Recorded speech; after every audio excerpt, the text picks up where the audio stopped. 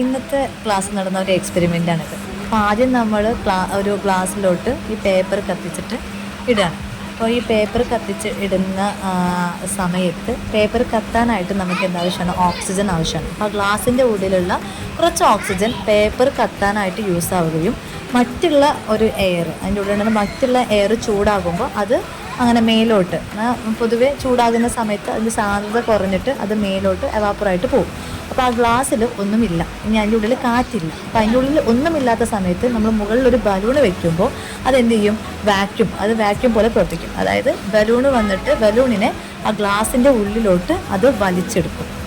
അപ്പോൾ ഗ്ലാസിൻ്റെ ഉള്ളിൽ ഒന്നുമില്ലാത്തത് കൊണ്ട് അതിൻ്റെ മുന്നിൽ എന്താണോ ഉള്ളത് അതിന് ആ ഒരു ഗ്യാപ്പ് ഫില്ല് ചെയ്യാനായിട്ട്, ഇത് പുറത്ത് എന്താണുള്ളത് ആ പുറത്തുള്ള സാധനത്തെ ഗ്യാപ്പ് ഫില്ല് ചെയ്യാനായിട്ട് ഉള്ളിലോട്ട് വലിക്കുന്നത് കൊണ്ടാണ് ബലൂണ് ടൈറ്റായിട്ട് ആ ഗ്ലാസിൻ്റെ ഉള്ളിലോട്ട് ഇറങ്ങിപ്പോയത്. അപ്പോൾ അതിന് എത്രത്തോളം പവർ ഉണ്ടെന്ന് വെച്ചിട്ടുണ്ടെങ്കിൽ നമുക്ക് ആ ഗ്ലാസ്സിൽ തന്നെ ഈ ബലൂൺ വെച്ച് പൊക്കാൻ കഴിയുന്നുണ്ട്. അതാണ് ഇതിൻ്റെ ഈ ഒരു എക്സ്പെരിമെൻറ്റിലൂടെ നമ്മൾ പറയാൻ ഉദ്ദേശിക്കുന്നത്. വാക്യൂമായ സ്ഥലത്തിലോട്ട് പുറത്തുള്ള സാധനങ്ങൾ ഇടിച്ച് അവിടെ ആ ഒരു ഗ്യാപ്പിനെ ഫില്ല് ചെയ്യാൻ വേണ്ടി എപ്പോഴും ശ്രമിച്ചുകൊണ്ടേ Such fun, never thinking you would be my number one.